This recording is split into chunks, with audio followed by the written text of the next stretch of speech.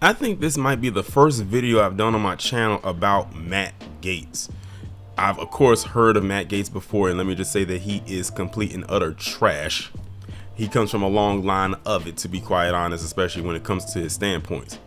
But all I'm gonna say is this video is going to serve as a couple of purposes, I should say. One, it's going to be a wake-up call to Matt Gaetz for the comments he made. It's going to be a wake-up call to black conservatives or Republicans, and it's going to kind of be a kind of like, okay, we told you so type of thing as well. So as y'all can see right here by the title, it says far right turns on Matt Gaetz for encouraging racial diversity and MAGA movement and call it extremely embarrassing. So basically, in summary, before I get into the article, Matt Gaetz is trying to open up the doors of MAGAville, so to speak, to include other people who are not white, as in they are not white men or white women. And I'm gonna play this clip for y'all so y'all can actually get a gist of exactly what he said and how it completely and utterly pissed off a lot of his constituents, to the point where he might end up having to change his mind about what he said, even though he's already said it. What I could tell you is, like, for every Karen we lose, there's a Julio and a Jamal ready to sign up for the MAGA movement, and that bodes well for our ability to be more diverse and to be more durable as we head into. So you all just heard that, and man, when I tell you they were so mad when he said that, I mean, they went off. But what I'm gonna do first, I'm gonna read the article, and then I'm gonna show y'all some screenshots from some very familiar names and faces. Some you may not be familiar with, but their sentiments were definitely very much the same, and you'll see exactly how pissed they were. Hardline Republican Matt Gaetz, well, hardline representative, I should say, Matt Gaetz, raised the ire of some of his fellow far-right travelers this week after suggesting that quote-unquote Julio, and he's talking about the South of the Borderian when he says that, and Jamal, who black men, were ready to replace Karens as the base of the Republican Party. The fact that he said Julio and Jamal, that should tell you something right there.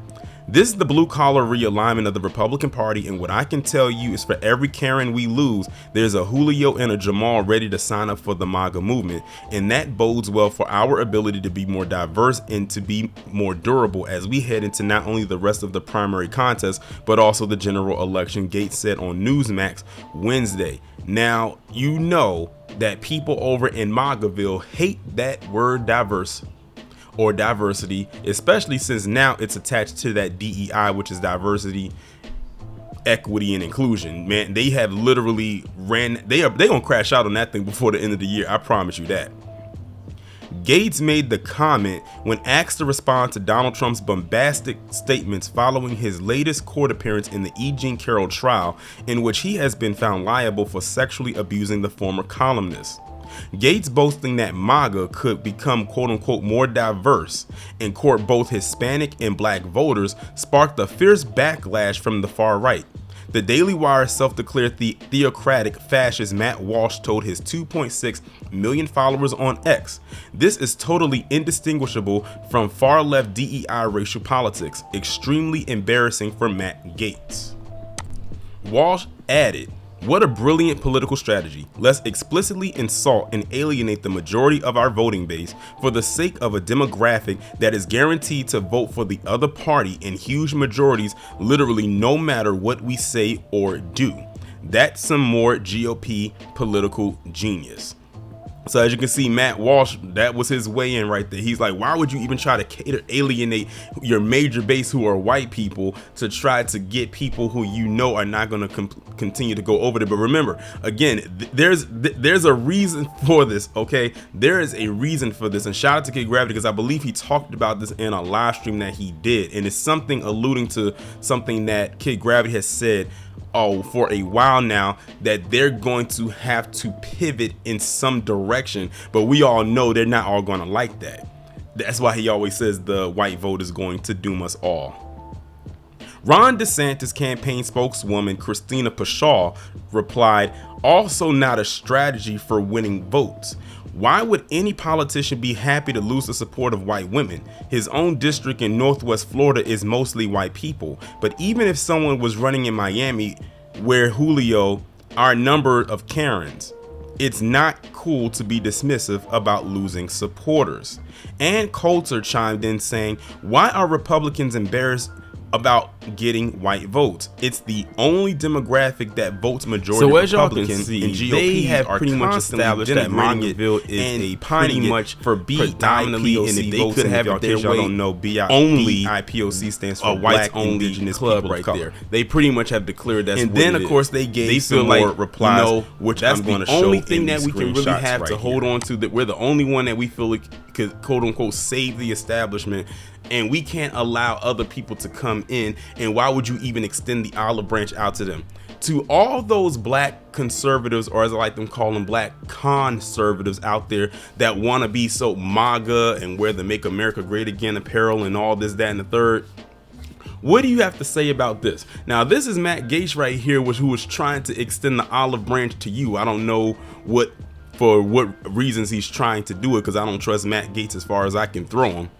But he was trying to extend the olive branch to you, and this is how they responded to him. And they basically said, you're not allowed to be here.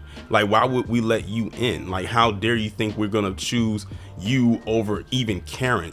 Keep this in mind, many of them don't even treat their women that well, but at least they know the position they played. After all, they were a huge reason as to why Donald Trump won that first time. Remember, white men had a very high percentage vote for Donald Trump. They came in second when a lot of those black women over there thought those white women were going to be on their side to vote for Hillary. They ditched them and went right behind their white husbands and voted for Trump. And I just find it amazing how people continuously overlook that part right there. Like, read a decent exit poll. It's everywhere. You can find it anywhere, and it'll show you they were the second highest majority voting bloc for Trump to win in 2016 and pretty much get inaugurated in 2017 and be in office until 2020. I wouldn't be surprised if the outcome is sort of the same slightly if it comes out to be that way in November, if the results are almost exactly the same. It could be some slight differences, but it could be some similarities there. But I just want to know, what did the black conservatives have to say about this? Because they're talking about you. They're saying you're not allowed. In so many words, that's what they're saying. But see, the thing is, y'all have ingrained yourself so much with them and think that you're in because they prop you up, you've grifted so hard, they supported you.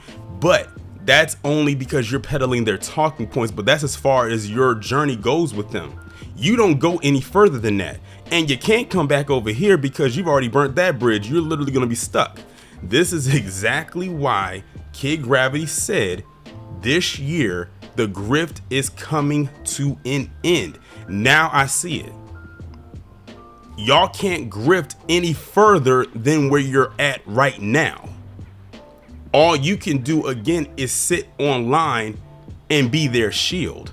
I don't know how y'all didn't pick that up. See, I guess y'all was so excited to get those biscuits with butter dust sprinkled all over it, and you thought that you was getting gold coins or platinum or diamonds. No, your gold coins probably had chocolate wrapped inside of it.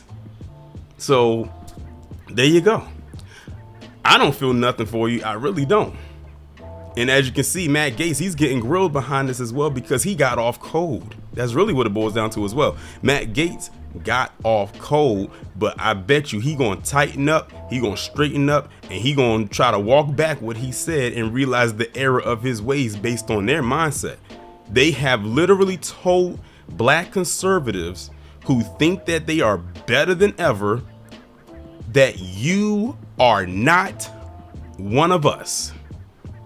You can wear the apparel, you can yell out "Make America Great Again" all you want. You can go and vote for Donald Trump, but see, that's easy. I mean, it's nothing for you to buy the apparel. It's nothing for you to yell out "Make America Great Again," and it's nothing for you to go and vote for Donald Trump.